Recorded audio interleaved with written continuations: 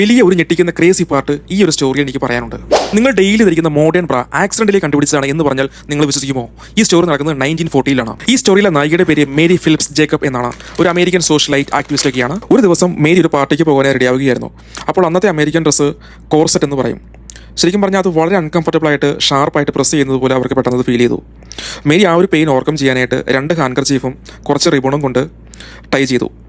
അതാണ് ഇന്നത്തെ വേൾഡിലെ first modern ബ്രാ. Mary പക്ഷേ ഒരു സൂത്രശാലിയായിരുന്നു. 1914 തന്നെ ബാക്ക്ലെസ് ബ്രേസിയർ എന്ന് പറയുന്ന പേരിൽ അതിൻ്റെ പേറ്റന്റ് അങ്ങെടുത്തു. പക്ഷേ ഞാൻ നേരത്തെ പറഞ്ഞ ഒരു ക്രേസി പാർട്ട് എന്താണെന്ന് വെച്ചാൽ അന്നത്തെ $1500 ഈ പേറ്റന്റ് മേരി വാർണർ ബ്രദേഴ്സിന് സെല്ല് ചെയ്തു. വാർണർ ബ്രദേഴ്സ് ഒരു കോർസെറ്റ് കമ്പനിയാണ്.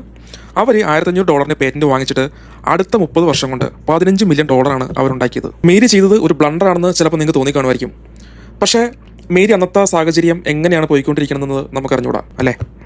മേരിയുടെ ആ ഒരു ചെറിയ ഐഡിയ ഇന്നൊരു $1 ബില്യൺ എംപയറായി മാറുമെന്ന് മേരി ഒരിക്കൽ പോലും വിചാരിച്ചു കാണില്ല. 100 വർഷങ്ങൾക്ക് ശേഷവും ഇപ്പോഴും ബ്രാ എന്ന് പറയുന്ന ഒരു ഗാർമെൻറ്റ് ഇങ്ങനെ ഇവോൾവ് ചെയ്തുകൊണ്ടേയിരിക്കുകയാണ്. പുതിയ ഡിസൈൻസ്, പുതിയ മാർക്കറ്റ്, അതൊക്കെ ഇങ്ങനെ വന്നുകൊണ്ടേയിരിക്കുകയാണ്. എന്താല്ലേ, ഞാൻ ഈ ബ്രാ മാസ്റ്റർ ആണെന്ന് പറഞ്ഞ് വീഡിയോ ചെയ്യാൻ തന്നെ കാരണം നമ്മുടെ മേരി അല്ലേ? അപ്പോൾ ഈ ഒരു വീഡിയോ ഞാൻ മേരിക്ക് കൊടുക്കുന്ന ഒരു ട്രിബ്യൂട്ടാണ്. അപ്പോൾ ഈ കാണിച്ചുകൊണ്ടിരിക്കുന്നത് ബ്ലിസ് ക്ലബിൻ്റെ ഒരു ഫുൾ കവറേജ് ടീഷർട്ട് ബ്രായാണ്. ഹൈ സപ്പോർട്ടാണ്. മെറ്റീരിയൽ വരുന്നത് സ്പാൻഡെക്സ് ആണ്. സ്ട്രെച്ചബിൾ ആയിട്ടുള്ള ഒരു ക്ലോത്താണ് വരുന്നത്. സ്റ്റാപ്സ് വളരെ തിന്നാണ്. അതേപോലെ തന്നെ ഡെയിലി യൂസിന് പറ്റുന്ന ഒരു എവറിഡേ ബ്രായാണ്. ഡീറ്റെയിൽസ് brahmas.in കൊടുത്തിട്ടുണ്ട്. ലിങ്ക് വേണമെങ്കിൽ ചോദിച്ചാൽ മതി.